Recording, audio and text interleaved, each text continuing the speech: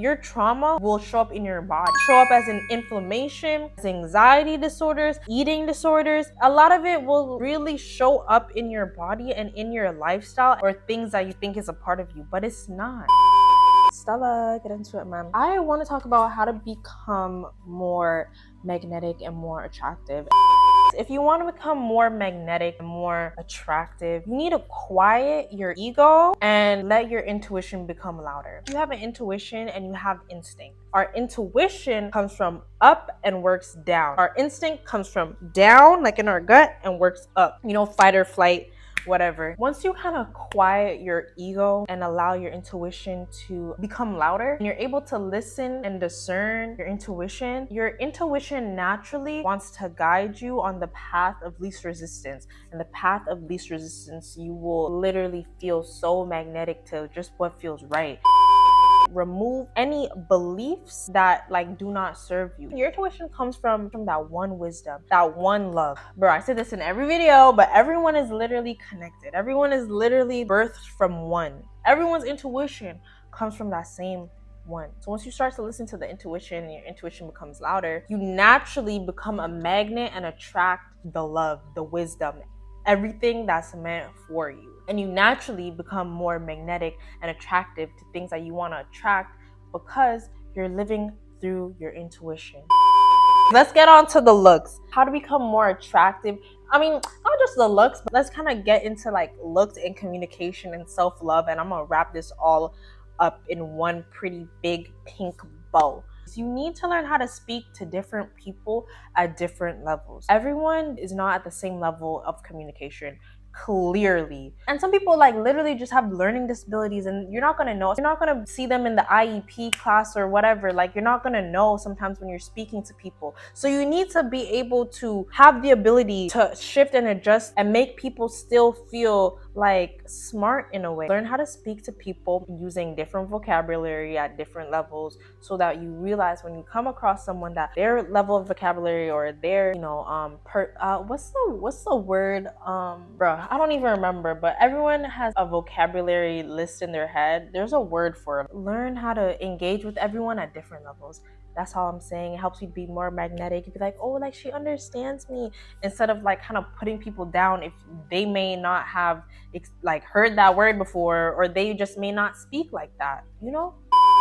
Everyone that you interact with is a messenger, and they reflect to you the state of your being. So your mental state is impressed in your environment, in the people you meet. It's impressed in your situations and in your relationships. And I probably will say this in every video, but what you believe to be true plays out in real life and is reflected in your personal reality, people you meet, and in your environment. And I feel like all my videos come back to this, but you have to start with your mental. If you want to be a magnet, if you want to be magnetic and attractive for good things, it starts up here, guys. You know what I'm saying? Like, your brain naturally looks for confirmations of what you deem as true and how you deem life to actually work. If you're trying to be a magnet for positive things and a magnet for beautiful things in your life, you need to think before you speak. I will hear people say like the most crazy shit. I don't even want to repeat it because there's so much power in the tongue, and that's literally going to be my next video. My words, you listening to this right now, you're hearing a sound, which is a frequency. What you emit is given back to you. Anything that you don't want to happen, do not say. Like, for example, if something's so funny, I'll be like, oh, I'm crying. But before, I used to be like, oh my gosh, I'm dead. Like, I'll say that. But I don't want that to happen. So why would I say that? Because the thing is, what you say, what you omit, your brain doesn't know the difference. So if you want to be a magnet to ideal circumstances and ideal situations, you have to look at the things you be saying. Just don't say things that you would not want to experience, that you would not want to occur. That is one step to being a magnet to ideal circumstances and ideal situations. Even if you're joking, even if you're trying to be funny, because it's not funny at the end of the day. Especially, it wouldn't be funny if it happened to you at the end of the day. So why would you say it? The ultimate way to be more attractive and more magnetic is to love yourself first. Self-love is more than putting on a face mask, more than just lotioning your skin. And some of you guys don't even do that.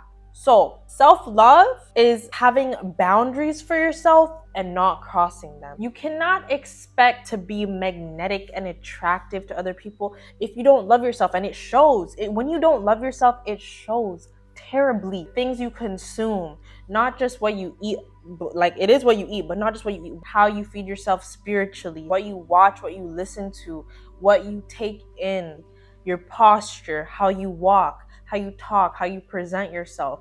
That all reflects your self-love. A way to really love yourself is to heal your traumas. And oh, sorry. Heal your trauma. You can't just think you'll grow up and forget about it, or you'll get into a relationship and push it to the back, or someone else will come and heal you. Your trauma may be so deeply pushed back that you don't even know what it was that really triggers you anymore. You don't even know what's the root of like these triggers that you have. You don't even know why you always feel like you need to be in a relationship. You don't even know why you always feel like you need to go out. You don't even know why you have that eating disorder. You don't even know why you have that anxiety disorder. You don't even know why, because you don't sit with yourself long enough and you don't think hard enough as to why, where, and when these traumas occurred. And if you are actually trying to become more magnetic to ideal situations and circumstances and relationships, if you're actually trying to attract and become a personal magnetism just for your best self and your best life, you need to heal. Yes. I don't know if y'all are on that side of TikTok, but anyways. And nothing is more attractive than someone who has taken the time and are self-aware enough to heal from what has hurt them and like cause them trauma. That in itself will have you radiate and vibrate at a different frequency once you're healed, because your trauma will show up in your body, show up as an inflammation, as anxiety disorders, as eating disorders. A lot of it will really show up in your body and in your lifestyle and in things that you just think is a part of you, but it's not. You need to take accountability to heal from it. I know it's hard when it's like other people may have done you wrong or other people may have done you dirty, and it's like you feel like, no, they need to know the pain I feel, or they need to know like how they hurt me. A lot of time, you know what I had to really learn? I had to really learn that for some people it's like they want other people to hurt. For me, it's like my satisfaction would just to really know why, like what was the reason. But I had to really learn that no, I'm not gonna know the why for everything. I'm not gonna know why they did that. I'm not gonna know why they said that, or why. Most of the times the answer for the why will have nothing to do with you and everything to do with them, everything to do with their traumas, and everything to do with what they didn't tell you, everything to do with what they're hiding deep within. Like that's the reason why people act the way they act.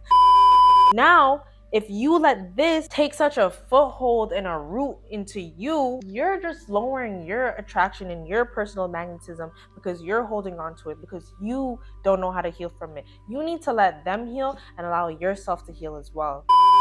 I feel like there's so much learned helplessness in the world sometimes, where it's like, yes, pray is good, but also practice practices that allow you to connect with your soul more. And I'll say this again, as I say in every video, like literally meditate. First of all, there's different types of meditation. Once you start to get in the habit, like you're in a habit of smoking every day, so why can't you just be in a habit of sitting with yourself for 15 minutes to quiet your mind of all the chatter, of all the negative talk? It's like you want to not be magnetic to your dreams or your aspirations or the good relationship or things that you deserve. If you are trying to become more magnetic and listen to your intuition and quiet your ego, like the biggest one I could literally say is meditation. Just in the morning when you wake up, when your mind is you kind of have a head start because your mind is already kind of clear in the morning. And before you go on your phone, before you put on music, you take my foolish advice and start meditating a little bit.